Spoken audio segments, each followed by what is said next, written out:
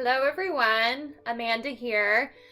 Today, I really want to talk about social media because it is so huge right now. And I kind of have a confession to make in regards to social media, especially Facebook. Lately, I've just found that I'm so anxious when I'm on like Facebook and Instagram, and there's all of this information, and I think, oh, it's so good information. I'm following these people that I love that are really inspiring to me, and I'm following a lot of like coaching groups and stuff so I can be a better coach and learn more. I just love to learn. So I kind of look at it as a learning, experience and an opportunity to connect with people and see what other people are doing. But I've just found that it has become such a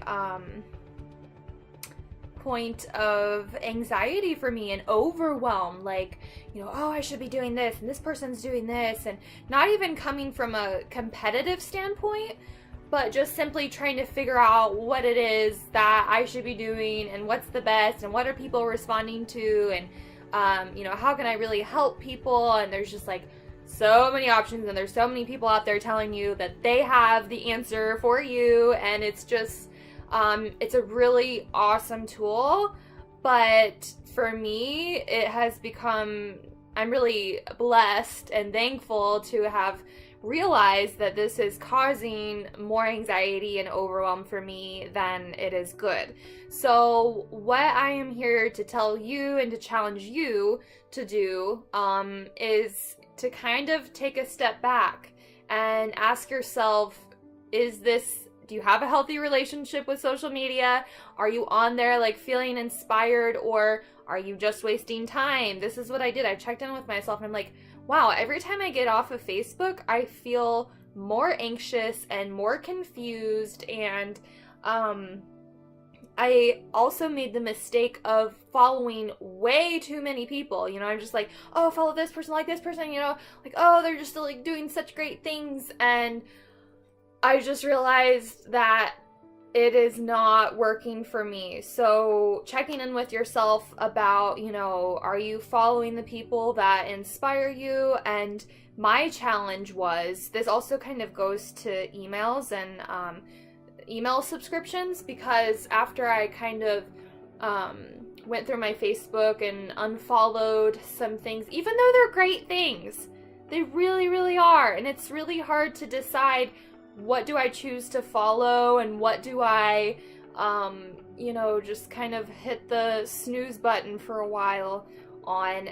It's hard, but I would challenge you to narrow it down to 3, especially for your email. I went through and I spent a few hours the other night unsubscribing to all kinds of subscriptions that I have that are all great things, but I realized they're just sitting there in my inbox. I really only open up a select few emails religiously, and it's causing me more anxiety, more overwhelm, because I'm getting all these notifications on my phone, and thinking it might be something important, and it's just like these email newsletters that I never open. I always intend to, but I don't. So I'm sure you can relate to that. And I realized that I just need to narrow it down to 3, my top 3 subscriptions. And I can always subscribe to, the ones that I like later on. I actually, if you have Gmail, you can probably do this with a lot of different emails, but I set labels and folders over to the side.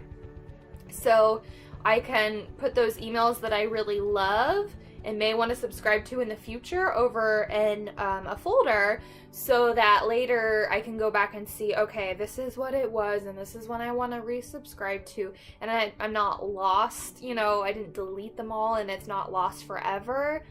And so I kind of have that safety net of knowing, it's there if I want to go back to it, because there is a lot of really good stuff out there. So that's just kind of my advice and my challenge to you. Is it Facebook? Is it Instagram, Snapchat, whatever it is? Because not only can it be anxiety inducing and, overwhelming, but are you wasting time on there?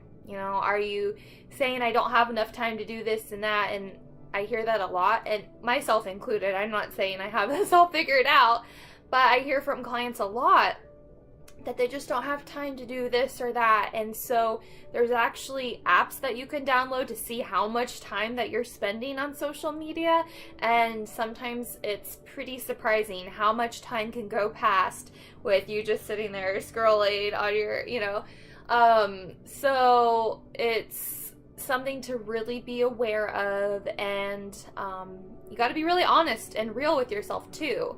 Because I told myself, oh, it's really good. I'm following all these, I'm learning and everything, but I just needed to make some tweaks.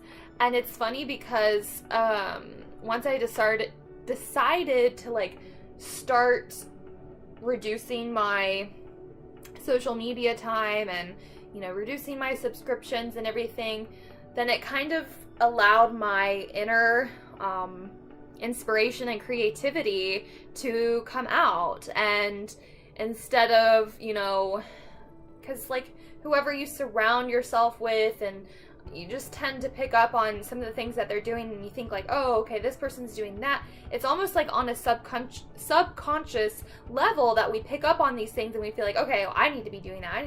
And so it's not always even on purpose. But when I realized, I was kind of losing my own individuality or creativity, and I reduced my exposure to everyone else's, then it allowed mine, to truly shine.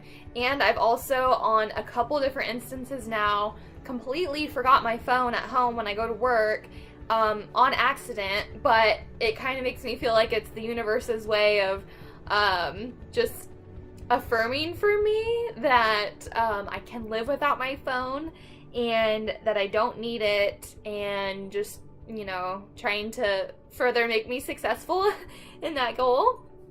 And then when I do forget it and it's not on me, and I'm looking for it, I realize how much I look at it to see the time, to see if I've been emailed, phone called, and I just waste so much time, and I'm so much more anxious, and I'm more inefficient, because now, if I do forget my phone, or I'm not looking at it constantly, then I just have these set times where I get on my computer, and this is the time that I answer emails, and this is the time that I get on Facebook and check my messages and respond, and then I'm done, and it's efficient, and I'm not all day long responding to this, responding to that, and just feeling as if I never really get a break, or that I'm truly efficient with my time. So I could go on and on about this, but I think you guys get the point. And I know that there's so many people out there that are experiencing the same thing, and maybe you haven't quite picked up on it yet, or realized it yet, or had the epiphany or the clarity that I have yet. So I hope that me sharing my story and, kind of confession about it may help to kind of clarify it for you, and help you figure out how you can create a healthy balance, a more healthy balance with social media and emails and all this amazing technology. It's so great that we can stay so connected, but we also need to be grounded as much as possible too, right? Because we have a hard time feeling grounded with all of this, technology and advancements. It's just nice and refreshing to just get back to simplicity sometimes, and not be controlled by what is on our phone, and making those personal connections, and actually talking to people, and it just really motivates you to not be so tied up on your phone, which I know that we can all do a better job of, and I'm going to consistently get better and better at doing this. And I think that everyone could really benefit for a little tune-up and a little cleansing of their inbox, or who you're following on Facebook, especially if you're finding that you are following a lot of negative or drama-ridden pages. I would recommend getting rid of those first, and just having social media be a positive outlet for you, especially if you spend so much time on it. You really want to surround yourself with positive, uplifting, empowering people or pages if you're going to be spending a lot of time on there. So that's just my 2 cents. I hope you guys have a great day. Thank you so much for watching, and I will see you next time.